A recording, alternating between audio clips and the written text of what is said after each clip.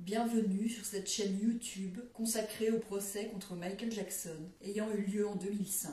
Sur cette chaîne, je résume le procès jour après jour en m'appuyant sur la retranscription du procès venant du tribunal de Santa Maria en Californie. Si vous ne l'avez pas déjà fait, je vous recommande fortement de visionner mes vidéos précédentes afin d'avoir une vision précise du déroulement de ce procès et de prendre connaissance de l'ensemble des informations. Dans la vidéo d'aujourd'hui, je vais résumer le déroulement du procès le 8 avril 2005, 27e jour du procès après la sélection du jury. La journée commence avec la suite du contre-interrogatoire d'Adrian McManus. La déposition d'Adrian McManus pour l'affaire Chandler était le 7 décembre 1993 et la plainte déposée avec Ralph Chacon le 2 décembre 1994. Mesereau fait remarquer que dans la plainte de 1994, il était indiqué que McManus était un témoin potentiel pour la plainte civile et une investigation criminelle, ce qui pouvait être interprété comme une menace de changer son témoignage si elle n'était pas payée. McManus dit qu'elle n'était pas en quête d'argent et que des excuses auraient suffi. Elle admet qu'elle n'a pas cherché à contacter Michael Jackson pour demander des excuses. Elle dit qu'elle est allée voir la police pour se plaindre d'une menace de mort de James Van Norman à Neverland.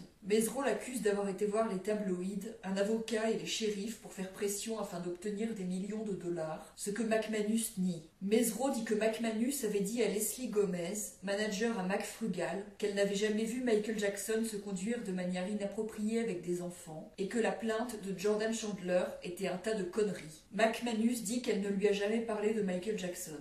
Mesereau évoque Ludie Trujillo, ancienne collègue de McManus, et dit que McManus lui avait dit que Michael Jackson n'avait jamais agressé d'enfants et qu'il était un super patron, ce qu'elle nie. Il évoque Jamie Vell, un voisin de McManus, à qui elle avait dit qu'elle aimait Michael Jackson, qu'elle aimait travailler au ranch et qu'elle n'avait jamais cru les accusations contre lui, et elle dit qu'elle ne connaît pas cette personne. Il évoque Gail Goforth, superviseur à Neverland, à qui McManus avait dit qu'il n'y avait rien de vrai dans les rumeurs selon lesquelles Michael Jackson se serait conduit de manière inappropriée, ce qu'elle nie. Mesereau dit que McManus, Ralph Chacon et Kassim Abdul se sont rencontrés secrètement à Neverland pour parler de leur plainte et de la possibilité de vendre des histoires aux médias, ce qu'elle nie. Il évoque Francine Orozco, une autre femme de ménage de Neverland, qui avait été amie avec McManus et est devenue témoin contre ses accusations dans sa plainte, et a dit que McManus n'avait jamais été harcelé sexuellement. McManus nie avoir dit à Francine Orozco que Michael Jackson était innocent et qu'elle allait obtenir beaucoup d'argent avec sa plainte contre lui. Elle nie avoir cherché à convaincre Francine Orozco de dire qu'elle aurait vu des actes de harcèlement sexuel contre elle.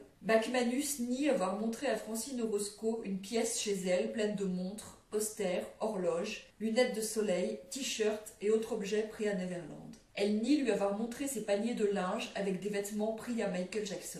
Elle nie avoir pris un chapeau de Michael Jackson pour le ramener chez elle. Elle nie avoir volé des bonbons au cinéma de Neverland. Elle nie avoir volé des jouets qui étaient pour des enfants dans le besoin et dit que c'est Janet Val qui l'avait fait. Elle admet avoir porté plainte contre Bill Bray, Betty Bailey, Jimmy Van Norman, Marcus Johnson, Tony Coleman, Jerome Gigi Johnson. Elle nie avoir volé des canettes commémoratives de Pepsi à Neverland. Elle dit que Michael Ring a pu obtenir peut-être 32 000 $ des médias et qu'elle a eu 1 000 $ là-dessus. Elle admet avoir rencontré Victor Gutiérrez et dit qu'il allait les aider pour leur plainte. Elle dit qu'elle ne savait pas qu'il écrivait un livre sur Michael Jackson.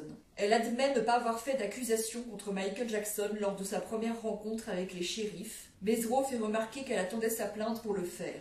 Elle admet avoir dit dans sa déposition pour l'affaire Chandler qu'elle n'avait jamais vu Wade Robson sans l'un de ses parents à Neverland et que parfois la mère de Brett Barnes lui donnait le linge de Brett à laver, qu'elle n'avait jamais vu les vêtements de Brett dans la chambre de Michael Jackson. Elle avait dit qu'elle n'avait jamais vu les vêtements des garçons Culkin dans la chambre de Michael Jackson. Elle avait dit qu'elle avait vu June Chandler dans la chambre de Michael Jackson.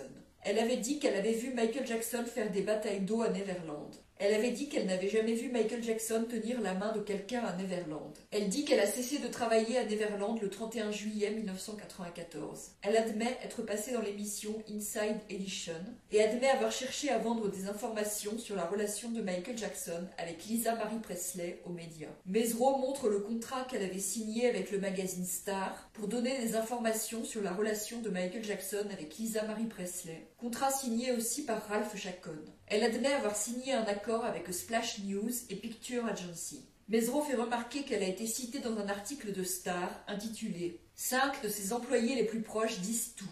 Les secrets sexuels coquins de la chambre de Michael et Lisa Marie et montre l'article. Elle dit que les tabloïds rajoutaient parfois des choses. Elle confirme qu'à l'époque où elle travaillait à Neverland, Lisa Marie Presley rendait visite à Michael Jackson. Elle dit qu'elle n'a pas vu de femme passer la nuit dans la chambre de Michael Jackson à Neverland. Elle dit qu'elle a vu June Chandler amener des vêtements de Jordan dans la chambre de Michael Jackson. Elle dit qu'elle a déjà vu Michael Jackson et Brad Barnes au lit un matin. Elle dit qu'elle était inquiète que Michael Jackson passe la main dans les cheveux de son fils. Elle nie avoir cherché à vendre une histoire au tabloïd sur Michael Jackson passant la main dans les cheveux de son fils. Elle confirme avoir déjà vu Brooke Shields à Neverland. Elle dit qu'elle logeait dans une chambre pour invités. L'accusation appelle comme témoin Philippe Lemarque, qui a travaillé à Neverland en 1991 pendant environ 10 mois comme responsable de la nourriture à servir. Sa femme travaillait comme cuisinière. Il dit qu'il a quitté son travail en raison d'un problème avec Norma Stakos, une secrétaire de Michael Jackson.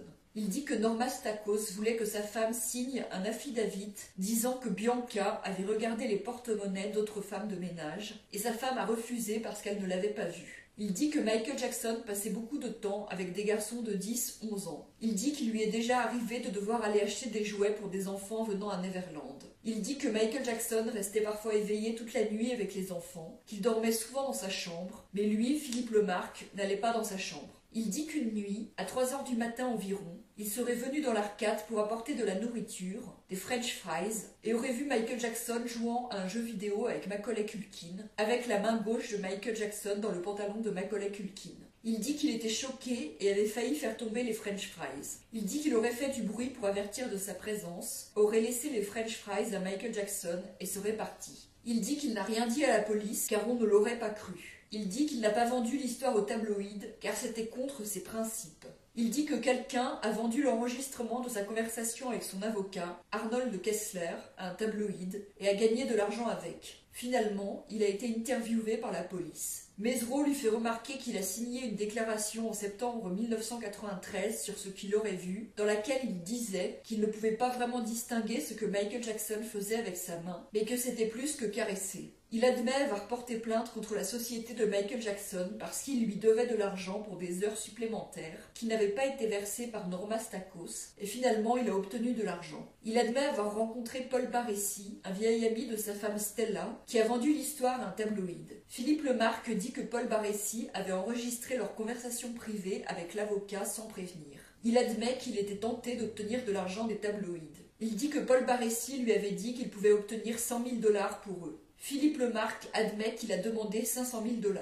Il admet que Paul Barresi lui avait dit que le prix serait plus élevé si la main de Michael Jackson était dans le vêtement plutôt qu'à l'extérieur. Il suppose que Paul Barresi et Arnold Kessler cherchaient à vendre son histoire en 1993, mais dit qu'il n'était pas au courant. Il dit qu'il n'était pas au courant que Kessler avait contacté le National Enquirer et The Globe à propos de son histoire. Il dit qu'Inside Edition les avait contactés directement. Il admet n'avoir jamais demandé à Macaulay Culkin s'il avait été agressé. Il affirme qu'il ne suit pas ce qui se dit sur le procès à la télévision, car il ne regarde pas la télévision. Il dit qu'il sait que Barresi cherche toujours à vendre des histoires sur lui. Il dit qu'il n'était pas au courant qu'un article dans The Globe de 1993 le citait et citait sa femme. Il dit qu'il ne savait pas que Blanca Francia avait admis avoir regardé le porte-monnaie de quelqu'un d'autre. Il admet qu'il a été voir un avocat pour parler de ce qu'il avait prétendument vu après avoir quitté Neverland. Il admet qu'il a continué à travailler à Neverland après la scène avec Macaulay Culkin qu'il avait prétendument vu. Il dit qu'il a appris quelques jours plus tôt que Paul Barresi les avait enregistrés via les infos. Et Mesereau lui dit « Je pensais que vous ne suiviez pas les infos sur le procès ». Il dit que Kessler était un ami et que sa femme et lui avaient demandé conseil.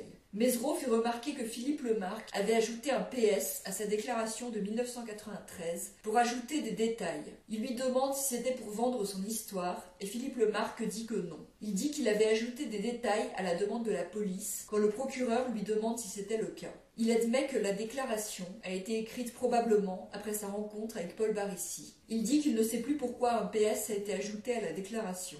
Il y a une discussion entre le juge et les avocats et procureurs en l'absence du jury. Robert Sanger revient sur le fait que Louis Palanker avait appelé Jamie Masada après son témoignage et le Dr Katz appelé Larry Feldman. Snedden dit qu'il n'y avait rien montrant qu'ils auraient parlé de leur témoignage. Le juge rejette une annulation de procès. C'est ici que se termine ce résumé de la journée de procès. Si vous voulez lire la retranscription du procès, vous trouverez le lien de la retranscription sous la vidéo. Si vous appréciez mon travail, je vous encourage à vous abonner, à liker la vidéo et à la partager.